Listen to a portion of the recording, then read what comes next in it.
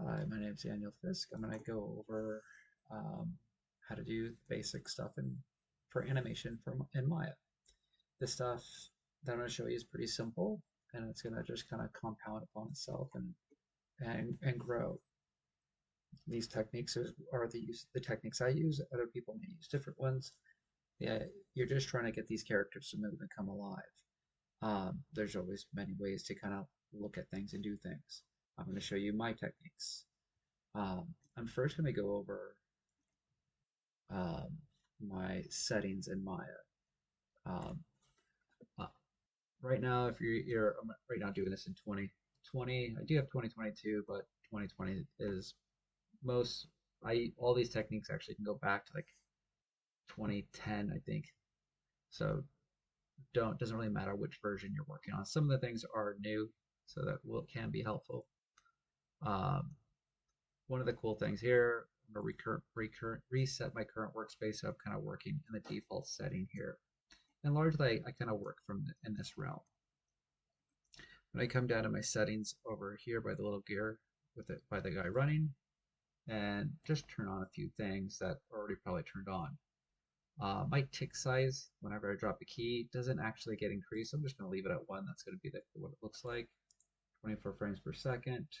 Playback speed, 20 times 1. It's normally set to play every frame. You're going to want to set to times 1. Basically, when you hit play, a second will go by. It'll drop frames in half if it has to kind of show your stuff. And update views all. Basically, that's the main stuff. The other part that you might want to come over is under Files and Projects, enable autosave. And I usually have it just saving up to 10. Stays within the project window. Um, I'm gonna, yeah. This actually, the project saving in the project window is gonna be slightly problematic. So I guess I'll go over setting up a project then. All right, let me hit save to that. And the other one is I'm gonna set that to parallel animation parallel. That's what it think normally is. I don't know why it was on serial for me. All right, save. All right, let's go to the animation tab over there. Give me a moment. Another thing you might want to have is under save scene option, not save scene option, sorry. Save scene as I wouldn't want to be up to here, save scene, is incremental saves. What this does, whenever you hit save over your scene, it doesn't save over your scene. It creates an additional folder called incremental saves and saves over that. So you don't have to have version 1, version 2, version 3. It kind of automatically does that. And when you do, when I do find incremental saves, when I use when I when I do another version is when there's a kind of either a weird kind of maybe a freeze in Maya where I'm like not sure if it's going to crash or get corrupted. Thankfully, that's almost never happened to me. Um, is when I might do it, or when I'm kind of shifting gears, like I'm not sure if I want to go in a different direction, but if I want to go in this or another direction. So I will create a break there um, and create an additional version. I'll go into more detail about this later. Save and close. All right.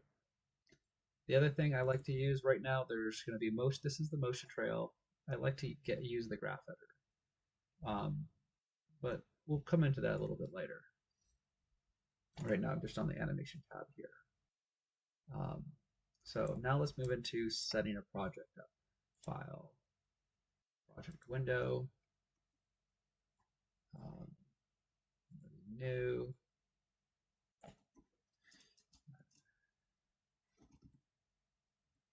animation.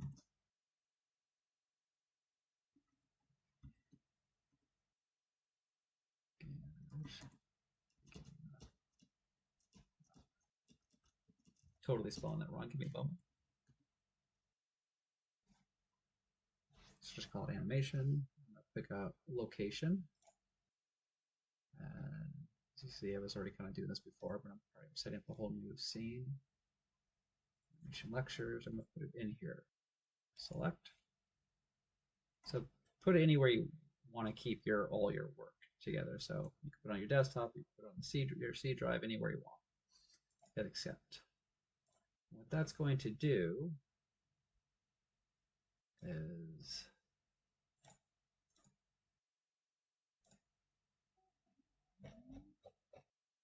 go to that folder. I have it in my Dropbox here. To lecture animation. So here's the animation folder. I have several scenes that I'll be working on. A lot of these you could just build yourself. I'm planning to put these all up online eventually. So I'm going to copy this over. Let's cut it and put it in my scenes. Technically, I don't need scenes within scenes, so let's cut that out. Put this in here.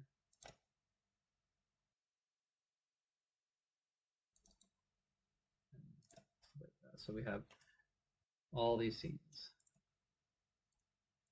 And each one has about 4 until you get near the end, then it's just going to be like 1. So the autosave will be saving in here. That's why I needed to set the project. All right.